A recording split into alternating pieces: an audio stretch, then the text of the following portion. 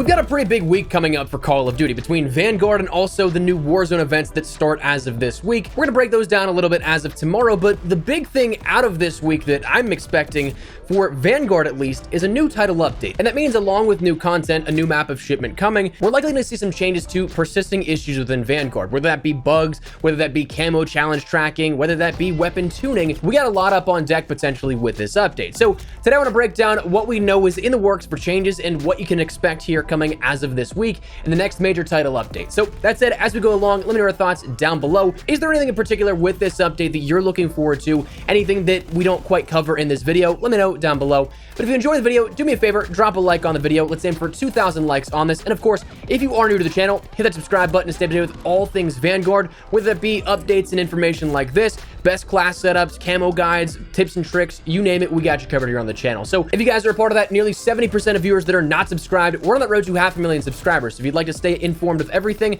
I'd love to have you in the community. And finally, my friends over at G Fuel still have code Espresso bumped up to 30% off your entire order. So if you'd like to check anything out for the very first time or get a restock, now's as best a time as any. Link in the description below if you guys are interested, but let's talk about this update and the potential changes on hand. So this upcoming title update for Vanguard, it's going to cover a lot of stuff is my guess here. And that's something that we have actually a lot of this already confirmed by the official Vanguard Trello board. So giving us that insight into what we can expect with this update, but there's also a lot of things that aren't necessarily explicitly mentioned, explicitly listed. Things like weapon tuning, which is bound to happen. We haven't seen any of that just yet since launch. And there's a lot of stuff you could probably expect is kind of busted, so therefore would need to get some sort of adjustment. And with this being a title update, that means that those data values that would need to be changed actually could be. You can't do that sort of in-depth weapon tuning with a simple hotfix and playlist update on the fly. So let's start out with the stuff that is already explicitly listed here. The things that we know for certain are being looked at. Firstly, one of the big ones is additional fixes for packet burst hitching. This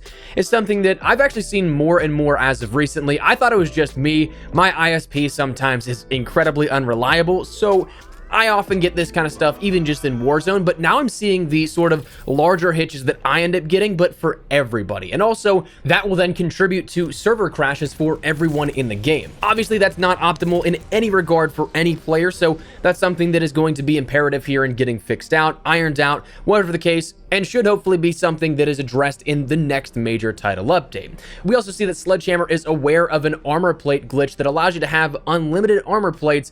That's something that's going to be fixed out. Spawn issues across the board, though Dome is still specifically mentioned and named explicitly here for that. We're always going to see any developer pushing for improved spawn logic, but again, Dome, if you're playing a domination, that C flag spawn is incredibly sticky. You can be inside that spawn point and you will not flip them out sometimes. We also see that there's a handful of perks that don't work as intended, Dauntless being named explicitly here with this, in which it does not prevent the slowdown effects. And then also listed on this Trello board are perks that don't work on occasion in specific matches, meaning that game over game you won't have this issue, but in some random ones, some perks just won't work. The ones that I've personally noticed is the big one is Engineer. That's a really easy one to know if it is working or not. You can just look up in the sky. If there's a score streak that's highlighted, it's working. If not, it's not. I've also seen players with Ghost. This happens where they just show up on the radar, so obviously not giving you that hiding effect of that, but those are some perks that are being worked on as well. And hopefully other perks that are fixed out are also taken care of. We have two streaks being worked on and adjusted where the care package and its broken physics is going to be ironed out. The mortar barrage placement, that sometimes gets bugged for players where you cannot place it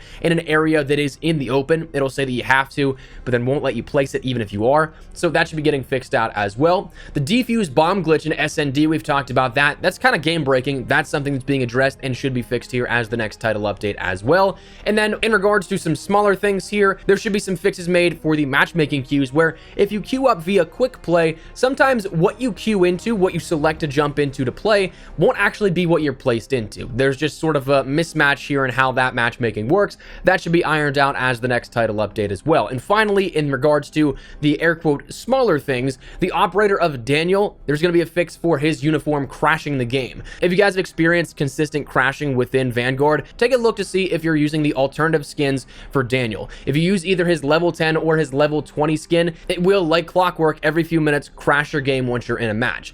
I don't know if that goes for the Hellhounds, those 3 operators, the Mastery air quote gold skin for that, and then his Holy Mountain sort of overall completion skin. I don't know if it works for those ones, but just know that that level 10 and level 21 does have a reported bug where it does crash the game. So that should be getting fixed out as well. But then probably one of the biggest ones here that has implications, I think, for daily play is that of the mention of camo challenges, the tracking and the unlocks here being adjusted, and again, with a major title update coming, hopefully within this update.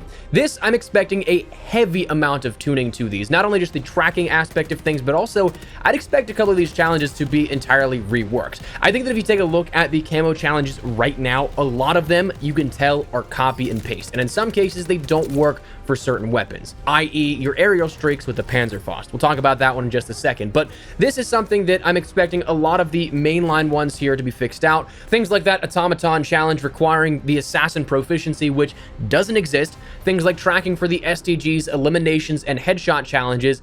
That seems to be an issue that only actually persists with a portion of the community. I've seen people progress it and be able to get gold on their STG. That might be something that comes down to just those that were able to progress it within Warzone early on. I don't know if that's the case or not. That's just me throwing something out as an explanation, a shot in the dark perhaps. But also things like your 3-line sniper rifle, I would expect this to be changed because it requires and is the only weapon to require 100 bloodthirsty medals, whereas I think it's what, like 40 or 50 for other weapons. Long shot tracking on the Mark 11 has not been working since launch. That's something that I would expect is fixed as well. The Panzerfaust, I kind of expect to have a couple of changes here with this. Firstly, ironing out for the tracking of the challenges of the 3 streaks in one game. That does not track properly by comparison to other launchers in the category. For the Bazooka and the Panzerschreck, you could end up doing a combination here. You could take out 1 or 2 counter recons or recon planes, but also you could take out 1 or 2 dogs as well of the pack. Each one of those dogs counting towards 1 of those 3. But if you take out 3 dogs with the Panzerfaust, it doesn't track and it doesn't give you credit for 1 of those 3 kill streak challenges in 30 different games. So that's something that I would expect to be bugged at the point right now. But also talking about bugs, there's a part of me that wonders if the Panzerfaust projectile trajectory is actually bugged. I actually don't know if I would put all my money on the fact saying that's 100% accurate with what's shown on the screen. A kind of visual bug with where you shoot it if you're going for aerial streaks.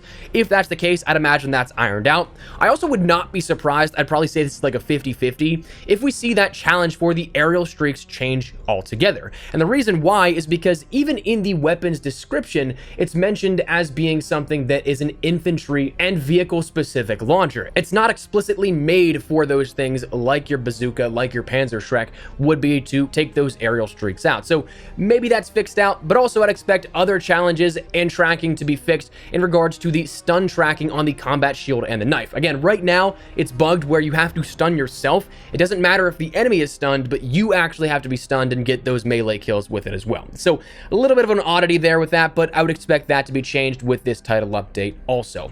Now, finally, talking about things that I would heavily expect here with this being weapon tuning. Nothing of these is confirmed, nothing is guaranteed, but I would absolutely expect some of these, if not all of these weapons up on deck to be adjusted. Firstly, the STG. I think this is something that is going to be adjusted, not because of how overpowered it is in some cases. With Vital, it's kind of crazy, yes, but because it is something that is so used. As we've talked about, I'd probably put like the STG at like number 7 on my top 10 list or something like that in terms of weaponry. There are many other weapon combinations between the ammo modifications and the attachments you can equip that make weapons way better than that STG, but it's a weapon that everybody's using, so to promote some variance, I'd expect it to be adjusted. The Type 100, I'd expect a nerf here to that, fixing the bug with the stacking ability of the Vital and the 30 Russian short magazine, making that a 2-shot kill at almost any range, where if you hit 1 chest shot or above, it's a 2-shot, but it might be something that comes down to decreasing the damage output on that magazine or caliber conversion additionally, because it's still a 3-shot even without that stacking potential being bugged. Shotguns, as I'm probably sure you're expecting, I'm expecting a hefty nerf to the shotguns across the board, especially with some of the busted combos that exist right now. I mean, you have Buck and Slug with Gung Ho on the Gracie Auto and Lightweight that allows you to shoot and move at 200% move speed. Packed Powder and Vital on the combat shotgun is a 1-hit so long as you hit 1 singular pellet in that hipfire spread. The Double Barrel with Akimbo and Vital or Sawed Off, That's kind of crazy, so there's plenty of things that I'm sure you're aware of. Seems also like in tandem, I would expect a nerf, or rather correction, to the combat shield. This is kind of presented a broken hitbox from my experience and from what I've seen a lot in the community, where you can be aiming directly at a person, and if it's on their back, they'll actually get some protection from their front and take 0 damage as a result of the hitbox extending through the front of their character model. So it went from that polar opposite of 0 protection on their back after launch, where you could shoot straight through it, to now almost an invincibility effect. So talk about a redemption arc here with that one. But those would be the big ones, but I'm sure there's going to be enough data on their back end to expect more in other categories, including buffs to other weapons as well, bringing more weapons up to the competitive level. I will say though, with so much variance in design and builds for weaponry this year, the amount of creations that you can craft up in Gunsmith, I do not envy the job of the balancing team this year. There is a million different things that can affect even the slightest bit of gunplay and balance, and that's got to be a nightmare to keep track of. So hopefully things work out. Hopefully things aren't incredibly unbalanced beyond repair, but we'll have to wait and see how everything works out. Now, that's the big stuff that I'm greatly expecting here with this, but I'm also additionally expecting some things, though it is small, for things like foliage to not block grenades and other projectiles. I hope that's fixed out. XP yield rates, especially for weaponry, I hope those are refined and or reverted to the pre-November 11th patch. We talked about that yesterday, in which the values were dropped significantly across all of the game modes minus search and destroy, to which it makes it much longer of a grind per weapon for the average player. I'd hope to see some adjustments to the MVP screen, either speeding that up, not giving as much time here at that, or maybe even the option to skip it altogether. It's free XP if you vote, and it is a cool feature, but it's not necessarily something that I'm really into. That's just me. But I also would hope to see some adjustments to the bloom effect here within this. I know a lot of people are calling for this to be entirely removed, and while I absolutely agree, I don't think bloom has a place in Call of Duty, I don't think that it's going to be removed, because at that point, it would nullify about 9 to 10 attachments for every single weapon in the game. So that's something that I don't expect would happen, but a decrease in that overall base bloom for each weapon would absolutely be cool, making the reliance on accuracy-related attachments being a little less. Now, on top of all of that, of course, this is likely going to be in tandem with the update that brings us Shipment here later on in the week on Wednesday, so I would expect that to probably be overnight or right before the update goes live, if you're looking for when to expect that. But that's where I'm at here at this. That is everything that I'm expecting and what you can expect for big changes out of this upcoming update for Call of Duty Vanguard. So that's where we're gonna wrap it up. I would love to get your thoughts and feedback down there in the comment section down below. What do you guys think of this? Are you guys hoping for any of these changes in particular we mentioned? Is there anything that we may have missed?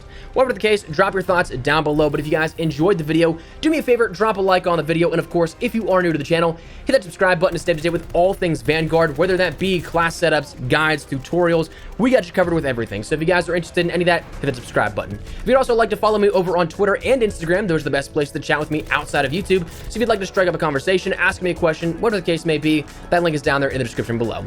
That said, thanks so much for watching. My name has been Espresso. I'll see you guys later. Take care and peace.